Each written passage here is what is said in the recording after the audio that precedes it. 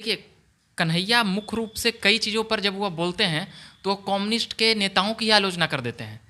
जब वो जेएनयू के प्रेसिडेंशियल डिबेट में वो लोग कई लोग की आलोचना की है। बिल्कुल, कन्हैया का कहना था कि न मैं कम्युनिस्ट हूँ, न मैं राइट विंग हूँ और न मैं लेफ्ट विंग हूँ, मैं मतलब कि आवाज़ उठाने आया हूँ। अतुल कुमार अंजान का नाम लेते हैं उसमें, कम्युनिस्ट के नेता। तो वहाँ पर पहले ही सेंटेंस वहीं पर वो टारगेट करते हैं, कांग्रेस को भी टारगेट करते हैं कि एक उल्लू काफ़ी था, फिर ये उल्लू, मतलब कांग्रेस और बीजेपी को तो वो लगातार करते ही रहते थे। मगर अब समझना ये है कि कांग्रेस आखिर वंशवाद की राजनीति की, कांग्रेस की एक जो पीढ़ी है, कन्हैया क्या उसको झेल पाएंगे, यह भी एक बड़ा सवाल है। अब कहना यह है कि डूबती हुई कांग्रेस में क्यों गए। कितना भी, हम पहले भी बोले कि कितना भी कांग्रेस डूब जाए, आखिर बीजेपी के पास 38-40% वोट है, ठीक है। बाकी सेकंड लार्जेस्ट पार्टी कौन है, आप किसके पास जाइएगा। जब इस देश में इमरजेंसी का वक्त आया था तब कांग्रेस इस देश की सबसे बड़ी पार्टी थी, तब भी सबसे बड़ी पार्टी थी। मगर जब जनता पार्टी सामने खड़ा हुई तो तमाम जो दल थे, अटल बिहारी वाजपेयी और तमाम जनसंघ के नेता थे, बलराज मधुक से लेकर नानाजी देशमुख, तो वो किस धारा की तरफ गए। याद होगा कि पूरी पार्टी की विलय कर देते हैं। तो जब एक सामने एक बड़ी चैलेंजिंग पार्टी हो, और बीजेपी आज जिस प्रकार से पार्टी इस देश की 300-300 सीट ला रही है, तमाम जगहों पर क्लीन स्वीप भी कर दे रही है, लगभग डेढ़ दर्जन से ऊपर में उसकी सरकारें हैं, तो कन्हैया का कांग्रेस में जाना ही उनके हिसाब से उनके फ्यूचर के लिए भी और विपक्षी एकता के लिए भी कन्हैया के रूप में लोग देख रहे थे। और लोग भी ये कह रहे थे कि कन्हैया अगर कांग्रेस में आ जाता है तो थोड़ी बहुत जान हो जाएगी, क्योंकि अरविंद केजरीवाल नेता तो अच्छे हैं, नीतीश कुमार भी बहुत अच्छे हैं, और भी बहुत सारे नेता तो बहुत अच्छे हैं, मगर इनके पास पार्टी कहाँ है भाई। कितने 35 स्टेटों में आदित्य कितने जगह पर इनकी सरकारें हैं, गिना चुना कर। एक कम्युनिस्ट पार्टी की कितनी जगह पर सरकारें हैं, सबको पता है कि 10 सांसद और भी नहीं है इन लोगों का, और कैसे कांग्रेस का मुकाबला वहाँ पर कर पाएंगे। इसीलिए कन्हैया का जो वक्तत्व देने। नमस्कार, आप देख रहे हैं झकास भारत। मेरा नाम आदित्य है। अभी मेरे साथ रविकांत जी है। रविकांत जी से जानेंगे कि कन्हैया कुमार जो कि कम्युनिस्ट माइंडसेट के आदमी थे, अभी कांग्रेसवादी हो गए, उनका कांग्रेस में जाने का क्या मकसद था, और उनके बारे में संक्षिप्त जानकारी पूछना चाहेंगे। रविकांत जी, कांग्रेस में कन्हैया क्यों गए, इसी को लेकर सवाल है ना। क्योंकि कन्हैया भी यह समझ रहे थे कि कम्युनिस्ट पार्टी में हमारा राजनीतिक दौर कितना दूर तक चलता, और कम्युनिस्ट पार्टी का जिस प्रकार से इस देश में कह सकते हैं कि सीपीआई हो और तमाम सीपीएम हो, पहले देश के बंगाल से लेकर साउथ इंडिया में केरला और भी तमाम जगहों पर पूर्वोत्तर भारत में सरकारें हुआ करती थी। तो कन्हैया ने मौके को समझा, और कन्हैया को कई वहाँ पर मतभेद भी हुए कम्युनिस्ट पार्टी ऑफ इंडिया में। एक बार यही जनसत्ता के कार्यालय में पटना में ही कई पुराने कार्यकर्ताओं से भी उनके मतभेद उजागर हुए, और वो अपने मन मिजाज से थोड़ा इतना पॉपुलर हो गए थे कि सीनियर और जूनियरों का, कई लोगों का कहना था कि फ़र्क भी वो ज़्यादा नहीं हो पाता है, समझ पा रहे थे। और तो एक बार निंदा प्रस्ताव भी निकाला गया, उनके लोगों द्वारा अभद्रता करने की बात आई उस पार्टी में। तो ऐसी कई बातें हैं जो निकल कर आई। तो कन्हैया की नाराज़गी वहाँ से भी थी, और अलग थलग भी किया जा रहा था। एक बातें यह भी आ रही थी कि कन्हैया कुछ बड़े दायित्व के मांग कर रहे थे। तो ये तमाम बातें तो है ही, और भी कुछ बातें हैं। और शायद राष्ट्रीय कार्यकारिणी के मेंबर भी थे। हाँ, राष्ट्रीय कार्यकारिणी के मेंबर भी। मगर जब यहाँ पर बिहार में ही लोकसभा का चुनाव हो रहा था, तो तमाम बातें तो थी ही कि कम्युनिस्ट पार्टी ऑफ इंडिया ने गठबंधन नहीं की या क्या, कुछ साठगांठ करके वहाँ से आरजेडी का कैंडिडेट हो गया। तो वो तमाम बातें थी, मगर मूल बातें यही थी कि कन्हैया का फ्यूचर कम्युनिस्ट में रहकर उतना बेहतर नहीं हो पाता जितना कि कांग्रेस में रहकर हो सकता था। हम लोग भी देख रहे थे कि एक छात्र नेता इस प्रकार से उभरता है और इस प्रकार से बोलता है, मगर उसको प्लेटफॉर्म सही नहीं मिल पा रहा है या कोई पार्टी सही नहीं मिल पा रही है। मगर कन्हैया ने ज़्यादा संघर्ष करना ज़रूरी नहीं समझा, और उसे समझ में आया कि एक डूबती हुई कांग्रेस, जिसे कई लोग आज जान रहे हैं कि कांग्रेस कमज़ोर है, तो कन्हैया भी सोचे कि देखिए, कहीं ना कहीं आदित्य, जो मुख्य विपक्षी दल है कांग्रेस, आज इस देश में कितना भी ढिंढोरा पीट लें कि कांग्रेस कमज़ोर हो गई, कांग्रेस बर्बाद हो गई, कांग्रेस मुक्त हो गया, मगर आज 20% वोट किसके पास है?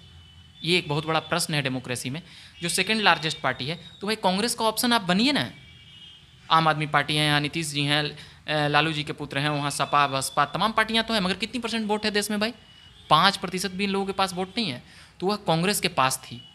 और कन्हैया लेकिन जब सभी लोग कांग्रेस छोड़ छोड़ के, अभी हम लोग देखे पंजाब में कैप्टन सरकार को गिरा दिए हैं, फिर वो चले गए।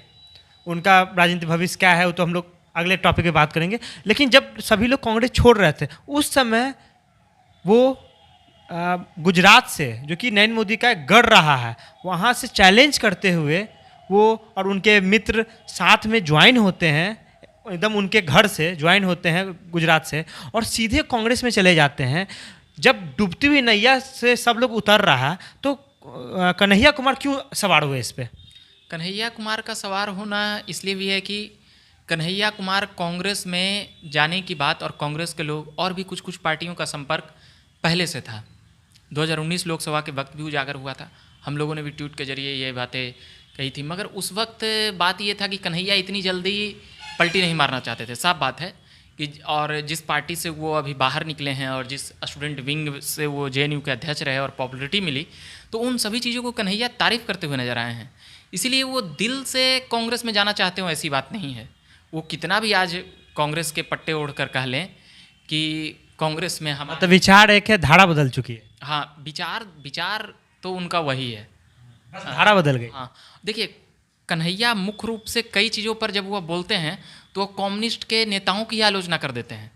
जब वो जेएनयू के प्रेसिडेंशियल डिबेट में वो लोग कई लोग की आलोचना की है। बिल्कुल, कन्हैया का कहना था कि न मैं कम्युनिस्ट हूँ, न मैं राइट विंग हूँ और न मैं लेफ्ट विंग। मैं मतलब कि आवाज़ उठाने आया हूँ। अतुल कुमार अंजान का नाम लेते हैं उसमें, कम्युनिस्ट के नेता। तो वहाँ पर पहले ही सेंटेंस वहीं पर वो टारगेट करते हैं, कांग्रेस को भी टारगेट करते हैं कि एक उल्लू काफ़ी था, फिर ये उल्लू। मतलब कांग्रेस और बीजेपी को तो वो लगातार करते ही रहते थे। मगर अब समझना ये है कि कांग्रेस आखिर वंशवाद की राजनीति की, कांग्रेस की एक जो पीढ़ी है, कन्हैया क्या उसको झेल पाएंगे, यह भी एक बड़ा सवाल है। अब कहना ये है कि डूबती हुई कांग्रेस में क्यों गए। कितना भी, हम पहले भी बोले कि कितना भी कांग्रेस डूब जाए, आखिर बीजेपी के पास 38-40% वोट है, ठीक है। बाकी सेकंड लार्जेस्ट पार्टी कौन है? आप किसके पास जाइएगा? जब इस देश में इमरजेंसी का वक्त आया था तब कांग्रेस इस देश की सबसे बड़ी पार्टी थी, तब भी सबसे बड़ी पार्टी थी। मगर जब जनता पार्टी सामने खड़ा हुई तो तमाम जो दल थे, अटल बिहारी वाजपेयी और तमाम जनसंघ के नेता थे, बलराज मधुक से लेकर नानाजी देशमुख, तो वो किस धारा की तरफ गए? याद होगा कि पूरी पार्टी की विलय कर देते हैं। तो जब एक सामने एक बड़ी चैलेंजिंग पार्टी हो, और बीजेपी आज जिस प्रकार से पार्टी इस देश की 300 सीट ला रही है, तमाम जगहों पर क्लीन स्वीप भी कर दे रही है, लगभग डेढ़ दर्जन से ऊपर में उसकी सरकारें हैं, तो कन्हैया का कांग्रेस में जाना ही उनके हिसाब से उनके फ्यूचर के लिए भी और विपक्षी एकता के लिए भी कन्हैया के रूप में लोग देख रहे थे। और लोग भी ये कह रहे थे कि कन्हैया अगर कांग्रेस में आ जाता है तो थोड़ी बहुत जान हो जाएगी, क्योंकि अरविंद केजरीवाल नेता तो अच्छे हैं, नीतीश कुमार भी बहुत अच्छे हैं, और भी बहुत सारे नेता तो बहुत अच्छे हैं, मगर इनके पास पार्टी कहाँ है भाई? कितने 35 स्टेटों में आदित्य कितने जगह पर इनकी सरकारें हैं? गिना चुना कर एक। कम्युनिस्ट पार्टी की कितनी जगह पर सरकारें हैं? सबको पता है कि 10 सांसद और भी नहीं है इन लोगों का, और कैसे कांग्रेस का मुकाबला वहाँ पर कर पाएंगे? इसीलिए कन्हैया का जो वक्तत्व देने का मुखरता थी, वो थी एक विपक्ष का नेता के तौर पे। और कम्युनिस्ट पार्टी इस देश की विपक्ष तब रही होगी जब नेहरू जी प्रधानमंत्री थे, उसके बाद जनसंघ हावी हो जाता है। इंदिरा गांधी के समय भी 1-2 बार रहे होंगे, मगर जनसंघ फिर आगे आ जाती है दीनदयाल उपाध्याय और अटल बिहारी वाजपेयी के बाद। तो कन्हैया इस बात को समझ गए कि हमें विपक्ष का चेहरा बनना है। विपक्ष का चेहरा, आप विपक्ष के नेता में जाइएगा तब ना बनिएगा, कि आप यहाँ पर क्षेत्रीय पार्टी में रहिएगा तब बनिएगा। कम्युनिस्ट पार्टी भी उनकी राष्ट्रीय पार्टी है, इस पर नो डाउट, मगर वो राष्ट्रीय पार्टी केवल नाम के लिए है। मतलब कन्हैया कुमार बीजेपी को हराने के लिए और केंद्र की राजनीति में रहने के लिए क्या वो कांग्रेस में जुड़े हैं? बिल्कुल बिल्कुल। कन्हैया का कांग्रेस में जाना कांग्रेसवादी होना नहीं है।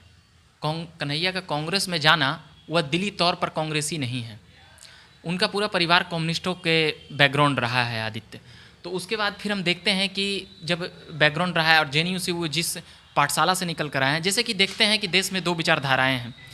संघ का कोई स्वयंसेवक किसी भी पार्टी में चला जाए, वो उसी लैंग्वेज में बात करते हैं, चाहे वो वहाँ जाकर मिनिस्टर बन जाए या कुछ भी बन जाए, दिली तौर पर संघ को नहीं निकाल पाते हैं। तो ये एक जो धारा है, भले ही सीटें हमने बताया कि काफ़ी कम जीतते हैं, स्टूडेंट विंग ये सब में भी JNU ये सब तक ही दबदबा है, मगर जो उनके मन में है, जो वहाँ पर जो बीज उनके मन में बोई गई है, वो भविष्य में बीजेपी और तमाम पार्टियों में भी जा सकते हैं कन्हैया, कोई बड़ी बात नहीं है। मगर जो मन में पहले है, स्टूडेंट विंग में रहे हैं, जिस पाठशाला से निकले हैं, तो वो चीज़ें तो कैसे छूटेगी। आप किसी जगह चले जाइएगा तो कहीं ना कहीं तो मन तो उनका कम्युनिस्ट में ही रहेगा। और कांग्रेस में मजबूरी कह सकते हैं कि उनका कहना है कि लोकतंत्र पे संकट हुआ है। उनके हिसाब से चलिए लोकतंत्र पे संकट हुआ है, मगर जब वो हम मिलें आपको या हमें किन्हीं को भी मिले तो उनसे पूछिए कि लोकतंत्र पे संकट होता तो आप ये बातें कैसे कह पाते। एक अलोकतांत्रिक देश करार देते हैं इस देश को, तो ये देश अलोकतांत्रिक है, तो लोकतांत्रिक बात करने के लिए इस देश में कैसे छूट दे दी जाती। अगर अलोकतांत्रिक तभी ना हो गया कि पकड़ के जेल में डाल दिया, गोली मार दिया। ये गुजरात में जाकर, मोदी जी के घर में जाकर, क्या उनको चैलेंज नहीं कर रहे हैं क्या? बिल्कुल चैलेंज कर रहे हैं। गुजरात का जो इलेक्शन हुआ वहाँ पर ही बहुत मुश्किल से जीते थे, 2-2.5 साल पहले 2017 में हुई थी शायद, तो वहाँ पर भी हुई थी। मगर अभी मैं बात कर रहा था कन्हैया जिस प्रकार से अलोकतांत्रिक कहते हैं इस देश की संस्थाओं को, अलोकतांत्रिक है, कब्जा कर लिया है, तो नरेंद्र मोदी और बीजेपी ने किसी के कनपट्टी पे रख कर के सरकार नहीं बनाई है। एक वोटिंग हुई है 2014 में, अगर कनपट्टी पे रख कर अगर बंदूक बनाई जाती, ये वोट लिया जाता, तो फिर 2019 में नहीं आते और तमाम स्टेटों में इतने प्रकार से नहीं जीतते जैसे उत्तर प्रदेश में हुआ। अब मैं आता हूँ, ये वाला सवाल क्या था गुजरात में? नरेंद्र मोदी को क्या चैलेंज किया गया? नरेंद्र मोदी को चैलेंज कन्हैया ने शुरू से ही किया है, चाहे उनके प्रवक्ता हों, तमाम जो बोलने वाले बुद्धिजीवी जब बोलते हैं और जब कन्हैया का हमला होता है तो फिर बचने के लिए कोई रास्ता नहीं बच पाता है। चाहे कोई कन्हैया को वैचारिक रूप से माने या ना माने, मगर कन्हैया के सामने वाक्य पटुता में शायद अभी के हिसाब से इस देश में नहीं जीत सकते हैं। और कन्हैया की जो हाव भाव है, बोलने की शैली है, जो जिस ग्रामीण परिवेश से आए हैं वो उस कला में भी माहिर हैं कि चिढ़ा देंगे। और नरेंद्र मोदी को तो खैर उनके हिसाब से वो कुछ समझते ही नहीं है अगर उनके भाषा में कहें, मगर वो इस देश के प्रधानमंत्री, इसलिए कई वक्तत्व उनका इस प्रकार से रहता है, विपक्षी नेताओं के तौर पर ये शोभा देता है कि वो विपक्ष के लिए वो एलिजिबल हैं। इसमें कोई क्या कन्हैया कुमार का नज़र आने वाले लोकसभा चुनावों पर है या देश में होने वाले राज्य की चुनावों पर है, इसके कारण वो कांग्रेस में जुड़े हैं और भविष्य में वो चुनाव में दिखाई दे सकते? क्या बिल्कुल कन्हैया की नज़र वैसी तमाम चुनावों पर है जहाँ पर कि वह बीजेपी और संघ परिवार को हरा सके। वह इस बात के लिए एग्री हैं और मुखर हैं, वो इसके लिए किसी से भी समझौता कर लेंगे। जैसे बीजेपी ने जम्मू कश्मीर में समझौता करके सरकारें चलाई थी, उसी प्रकार से कन्हैया कुमार हो चुके हैं। ठीक है, विचारधारा का कहना है कि विचारधारा भी तभी बचेगी ना जब आपका पार्टी बचेगा। आपकी पार्टी 2 सीटें जीत रही है, आप जीत बनाए हुए हैं कि आप विचारधारा को बचा लीजिएगा, तो ये मूर्खता है ना। जनसंघ भी कभी जनता पार्टी में विलय हुई थी। विचारधारा एक अपनी मानने वाली बातें हैं। आपकी 5 भी वोट है तो आप विचारधारा पे आप कायम हो तो कायम हो, वोट इधर से उधर हो सकते हैं, मगर अब उस विचारधारा को सटीक करने के लिए अब देखना यह है कि कन्हैया कब तक कांग्रेस के सहारे पे आगे बढ़ते हैं और कांग्रेस को आगे बढ़ाते हैं। क्योंकि कांग्रेस में तो खुशी की लहर है। जिस तरह से उनके यहाँ नेता छोड़कर जा रहे थे, आपके पुराने सवालों का जवाब दे, जिस प्रकार से उनके नेता पुराने छोड़कर जा रहे थे, अब कन्हैया की एंट्री, कांग्रेस जिस प्रकार की पार्टी है, 55 सांसद है कांग्रेस के पास, सीपीआई और सीपीएम के पास कितनी है? हो सकता है कन्हैया राज्यसभा के लिए भी चले जाएं, इस पर कोई शक नहीं है। 30 साल एलिजिबिलिटी चाहिए, उनकी 34 साल हो चुकी है। एजुकेशन क्वालिफिकेशन में कोई सानी है ही नहीं। और संसद में जब वो चिघारेंगे, गरजेंगे, तो तमाम तरह की बातें उन जगहों पर जाएगी। एक प्रकार से कह सकते हैं कि एक नेशनल मुद्दा बनेगा। ऐसे कन्हैया जहाँ तहाँ जो बोलते हैं तमाम जगहों पर, वो ठीक जगह है, मगर जिन प्लेटफॉर्मों से बात उठाई जाती है वो और भी प्लेटफॉर्मों से बात ज़्यादा उठाई जाएगी। जैसे नेशनल कवरेज तो होती ही रहती है उनकी बात पर। एक और बातें हैं कि उनकी बातें लोग ज़्यादा सुनना चाहते हैं। जैसे नरेंद्र मोदी के समय में 2010-11 के बाद से आप देखते थे कि नए नए सोशल साइट्स आ रहे थे, तो नरेंद्र मोदी को लोगों ने यूट्यूब पर अपना खर्च कर करके सुनना पसंद किया था। कन्हैया को भी लोग पसंद कर रहे हैं सुनना। क्या उनका कांग्रेस में जाना बिहार की राजनीति में भी कुछ फेरबदल कर सकता है? क्या बिहार की राजनीति को बदल सकता है क्या? कांग्रेस उस बदलाव से गुजर रही है जहां पर शायद अपने जन्म से लेकर कांग्रेस आज तक कभी इतनी बदलाव से गुजरी हो। मगर कांग्रेस जिस बदलाव में एक ऐसे नेता को लाई है और इतनी खुश है कि मत पूछिए। कोई भी कांग्रेसी अभी मिल रहे हैं तो अरे अरे अच्छा हुआ है। मगर बिहार की स्थिति ऐसी है आदित्य, इतनी दिलचस्प है कि कई लोग तो ये भी बोल रहे थे कि उनको हो सकता है कि बिहार का प्रदेश अध्यक्ष नियुक्त कर दिया जाए कांग्रेस की तरफ से। बिल्कुल, अगर वो प्रदेश अध्यक्ष सपोर्टेड बनते हैं तो ये तो बातें हैं, मगर इतनी जल्दी इतनी हड़बड़ाहट। कि हार्दिक पटेल को भी गुजरात का प्रदेश अध्यक्ष नियुक्त कर दिया गया था। बिल्कुल, वो वहाँ के तो मुख्यमंत्री चेहरे भी हैं और एक अच्छे कामयाब लीडर माना जा सकता है अब तक। और हार्दिक पटेल के माध्यम से वो ये भी बोला जा रहा है कि वो आए हैं कांग्रेस में। नहीं, कन्हैया की कांग्रेस की बात हार्दिक पटेल के समय और जिग्नेश मेवानी, एक अल्पेश ठाकुर थे, ये तमाम लोग जब थे उस समय भी बातें चलती थी। मगर उस वक्त कुछ लोग चले गए और कुछ लोग रह गए, इसलिए हार्दिक पटेल ने लाया। कन्हैया के और भी सीनियर जो जेएनयू से पढ़कर कम्युनिस्ट के विचारधारा को मानते थे तो वो भी कांग्रेस में है।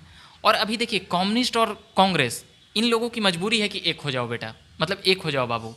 क्योंकि कन्हैया का जिस प्रकार से कहना था कि छोटे छोटे मछलियाँ जब खत्म होती है तो बड़े मछलियों के पास एक होना पड़ता है, तो सबको एक करने के बाद ही बीजेपी हारेगी। यही इमरजेंसी के वक्त हुआ था कि सब एक हो जाओ तभी कांग्रेस हारेगा। तो आज वही स्थिति है। इसीलिए ऐसा लगता है कि कन्हैया ने कांग्रेस का चुनाव किया और कन्हैया कांग्रेस में आकर के मतलब एक यूथ को तो खींचते ही हैं। और जो एक बोलने की शैली है, बिहार और यूपी, ये बहुत बड़ा फैक्टर है। यहाँ पर लगभग 20% सीटें, लगभग 20 से 25% सीटें मतलब कि हिंदी भाषी क्षेत्र पर तो 1/3 से ज़्यादा है, 50% सीटें। मगर बिहार और यूपी अगर कवर हो जाता है कांग्रेस से, क्योंकि विधानसभा में तो उतनी बड़ी सफलता नहीं मिलेगी और कन्हैया का इतना ज़्यादा भी जनाधार नहीं है जितना आजकल सोशल साइडों पे चल जाता है कि अरे आ गए तो पूरा जीत जाए। ऐसा बात नहीं है, एक संगठनिक क्षमता होनी चाहिए। और कांग्रेस अगर छोड़कर जा रही है कई नेता, तो वो लोग दिली तौर से कांग्रेस नहीं छोड़कर जा रहे हैं, वो लोग कांग्रेस को मजबूत करते करते थक कर जा रहे हैं, क्योंकि उनके नेतृत्व में इतनी ऊर्जा नहीं है या नेतृत्व पॉलिटिकल मैच्योर्ड नहीं है कि सबको एक रख सकें। वरना ममता बनर्जी क्यों चले जाते, एक उधर भी विश्वकर्मा भी छोड़कर चले गए और वहाँ जाकर मुख्यमंत्री बन जाते हैं। इधर कपिल सिब्बल और दिग्विजय सिंह भी कभी कभी बागी हो जाते हैं। तमाम लोग बागी हो रहे हैं। पंजाब में चन्नी साहब मुख्यमंत्री बने, कभी सिद्धू को मैनेज कर, सिद्धू जी अभी रिजाइन भी कर, कैप्टन को मैनेज कर रहे हैं। तो ये छोड़ कर नहीं जा रहे हैं, ये कांग्रेस से निराश होकर जा रहे हैं, छोड़ नहीं रहे हैं। दिली तौर पे कांग्रेस जिंदा है। और कन्हैया मतलब कांग्रेस का सीधा सीधा माइंडसेट है कि नए लोग को लाओ, पुराने को हटाओ।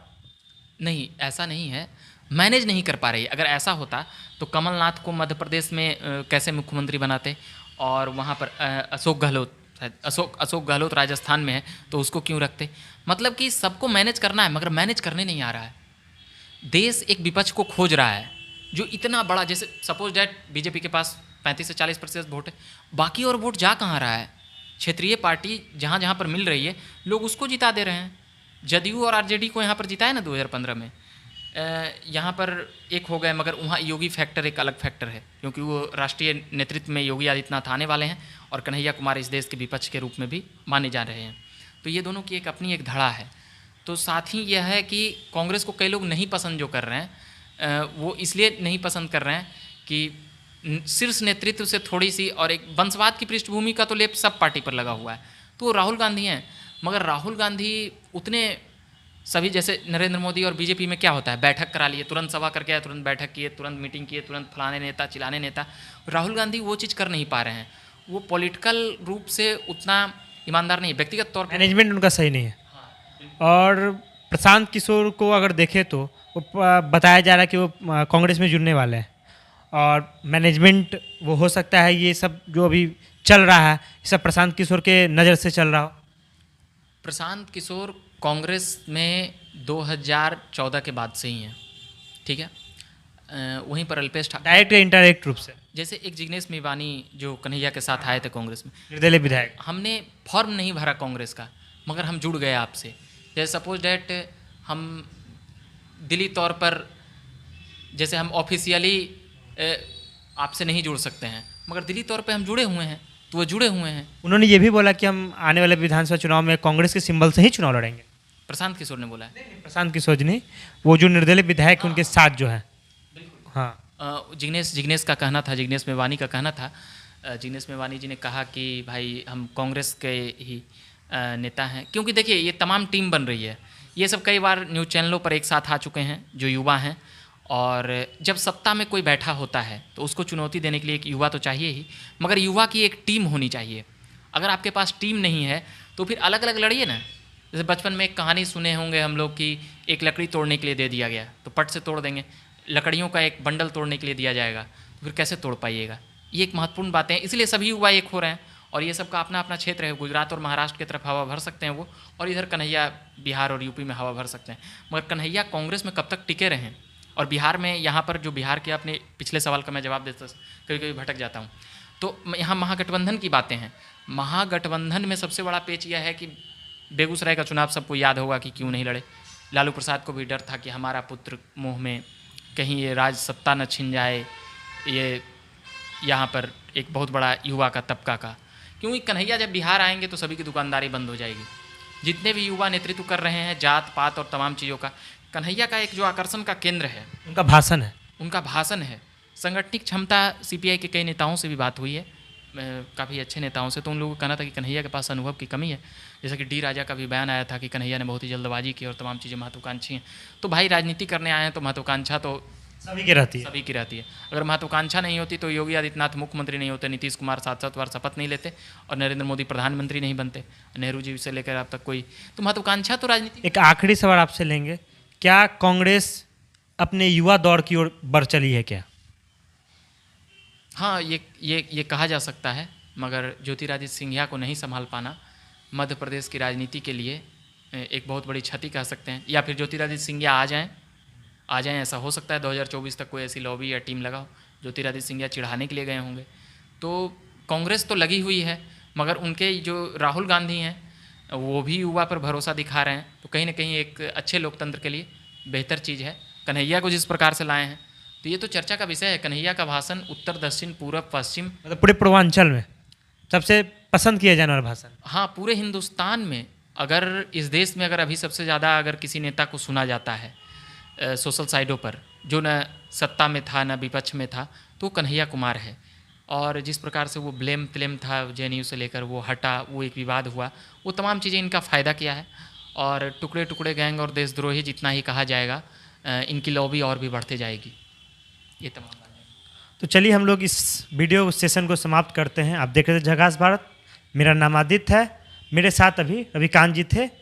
अगर आप हमारा ये वीडियो यूट्यूब पे देख रहे हैं तो हमारे चैनल को सब्सक्राइब करें, फेसबुक पर देख रहे हैं तो हमारे पेज को लाइक करें। धन्यवाद।